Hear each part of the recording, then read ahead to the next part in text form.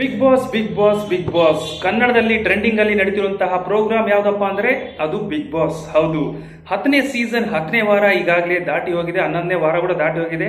But ಆದ್ರೆ ಇಲ್ಲಿವರೆಗೆ ದಾಟಿರುವಂತಹ big ಬಾಸೇ ಬೇರೆ, ಬಟ್ ಆದ್ರೆ ಈಗ ನಡೀತಿರುವಂತಹ ಆಟನೇ ಬೇರೆ ಅಂತ ಹೇಳ್ಬೋದು. ಯಾಕಂತಂದ್ರೆ ತುಂಬಾ ಟಫ್ ಆಗಿ ನಡೀತಾ ಇದೆ ಈ ಪ್ರೋಗ್ರಾಮ್ ಅಂತ ಹೇಳ್ಬೋದು. ಯಾಕಂದ್ರೆ ನಿನ್ನೆ ಅಥವಾ ಮೊನ್ನೆ ಒಂದು 2 ಟೀಮ್ನ ಮಾಡಿದ್ರು, ತನಿಷಾ ಅವ್ರ ಟೀಮು ಹಾಗೂ ಸಂಗೀತ ಅವ್ರ ಟೀಮು.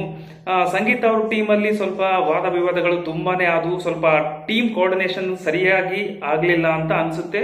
ಹಾಗಾಗಿ ಬಿಗ್ ಬಾಸ್ ಅವರು ಒಂದು ಚಾನ್ಸ್ ಕೊಡ್ತಾರೆ, ಮತ್ತೆ ರಿಫ್ರೆಶ್ ಆಗಿ ಒಂದು ಟೀಮ್ ನ ರೆಡಿ ಮಾಡ್ಕೊಳ್ಳಿ ಅಂತಂದ್ಬಿಟ್ಟು. ನೀವು ನೋಡಿದ್ರೆ ಗೊತ್ತಿರುತ್ತೆ.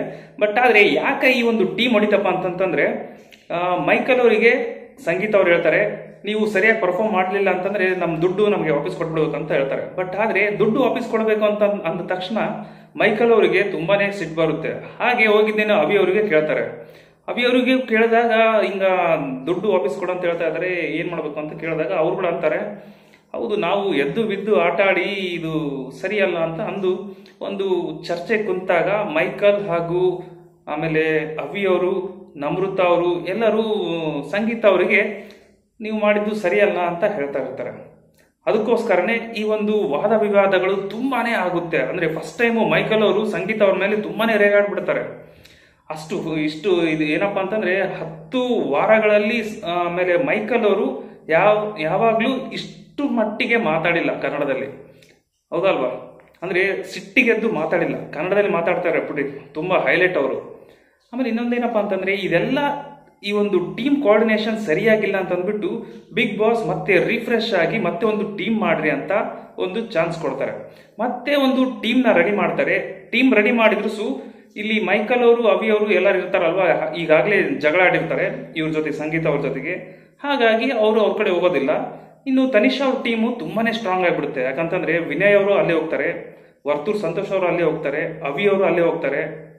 ಅಂದ್ರೆ ಇವು ಮೇನ್ ಪಾರ್ಟಿಸಿಪೆಂಟ್ಸ್ಗಳು ಅಂದ್ರೆ ತುಂಬಾ ಟಫ್ ಕಂಟೆಸ್ಟೆಂಟ್ಸ್ಗಳು ಎಲ್ಲ ಅವ್ರ ಕಡೆ ಹೋದ್ನಂದ್ರೆ ಇವ್ರ ಕಡೆ ಸ್ವಲ್ಪ ಟೀಮ್ ಸ್ವಲ್ಪ ವೀಕ್ ಅಂತ ಅನ್ಸುತ್ತೆ ಅಲ್ವಾ? ಹಾಗಾಗಿ ಈ ಒಂದು ಗೇಮ್ ಏನನ್ನೋದು ಇವತ್ತಿಂದ ಶುರು ಆಗುತ್ತೆ ಅಂತ ಹೇಳ್ಬೋದು. ಯಾಕಂತಂದ್ರೆ ನಿನ್ನೆ ಆಲ್ರೆಡಿ ಆ ಒಂದು ಸಂಗೀತ ಅವ್ರ ಟೀಮ್ ನ ಸೋತಿದ್ದಾರೆ. ಬಟ್ ಆದ್ರೆ ಈಗ ಏನ್ ನಡೆಯುತ್ತಲ್ವಾ, ತುಂಬಾನೇ ಟಫ್ ಆಗಿ ಇರುತ್ತೆ ಅಂತ ಹೇಳ್ಬೋದು. ಯಾಕಂತಂದ್ರೆ ಕ್ಯಾಪ್ಟನ್ಸಿ ಟಾಸ್ಕ್ ಇದೆ. ಇಷ್ಟು ದಿನ ಕ್ಯಾಪ್ಟನ್ಸಿ ಅಂದ್ರೆ ಆ ಒಂದು ರೂಮ್ ಅನ್ನೋದು ಲಾಕ್ ಮಾಡಿಬಿಟ್ಟಿದ್ರು. ಮಧ್ಯದಲ್ಲಿ ಜಗಳಗಳು, ಜುಂಜಾಟಗಳು, ಮಾತುಗಳು, ವಾದ ವಿವಾದಗಳು ಆಗಿ ಆಗಿ ಆಗಿ ಏನಾಯ್ತಪ್ಪ ಅಂತಂದ್ರೆ ಆ ಒಂದು ರೂಮೇ ಬೇಡ ಅಂತಂದೇನು, ಕ್ಯಾಪ್ಟನ್ಸಿ ಟಾಸ್ಕ್ನೇ ಬೇಡ ಅಂತ ಅಂದ್ಬಿಟ್ಟು ಕ್ಲೋಸ್ ಮಾಡಿದ್ರು. ಬಟ್ ಆದ್ರೆ ಈ ಒಂದು 3 ರಿಂದ 4 ವಾರಗಳು ಏನಿದೆ ಅಲ್ವಾ, ಆ ಒಂದು ಅದಕ್ಕೋಸ್ಕರನೇ ಈ ಒಂದು ಕ್ಯಾಪ್ಟನ್ಸಿ ಟಾಸ್ಕ್ ನ ಓಪನ್ ಮಾಡಿದ್ದಾರೆ.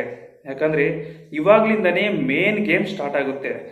ಹಾಗೆ ಇವತ್ತು ಏನಪ್ಪಾ ಅಂತಂದ್ರೆ, ಸಂಗೀತ ಅವರು ಲೀಡರ್ ಆಗಿರ್ತಾರಲ್ವಾ, ಅಂದ್ರೆ ಅವರು ಸರಿಯಾಗಿ ಮಾಡಿರಂಗಿಲ್ಲ ಲೀಡರ್ಶಿಪ್ ಒಂಥರ ಅಂತ ಅಂದ್ಬಿಟ್ಟು ಇವತ್ತು ಅವರಿಗೆ ಕಳಪೆ ಕೊಡ್ತಾರೆ. ಹಾಗೆ ಅತ್ಯುತ್ತಮ ಅಂದ್ರೆ ಉತ್ತಮ ಅಂತ ಅಂದ್ಬಿಟ್ಟು ವಿನಯ್ ಅವರಿಗೆ ಕೊಡ್ತಾರೆ. ಅಂದ್ರೆ ಇವತ್ತು ಸಂಗೀತ ಅವರು ಕಳಪೆಗೆ ಹೋಗ್ತಾರೆ. ಮೇನ್ ಏನಪ್ಪಾ ಅಂತಂದ್ರೆ ಇವತ್ತಿಂದ ಹೈಲೈಟ್ ಆದಂತಹ ಪ್ರೋಗ್ರಾಮ್ ಅಂತ ಹೇಳ್ಬೋದು, ಹೌದಲ್ವಾ? ಯಾಕಂತಂದ್ರೆ ಇನ್ನೂ ಫಿನಾಲೆಗೆ 3 ರಿಂದ 4 ವಾರಗಳು ಅಷ್ಟೇ ಇದಾವೆ. ಬಟ್ ಆದ್ರೆ ಇಲ್ಲಿಂದ ಹೇಗಿರುತ್ತೆ ಅನ್ನೋದೇ ತುಂಬಾನೇ ಟ್ವಿಸ್ಟ್ ಆಗಿ ಇರುತ್ತೆ.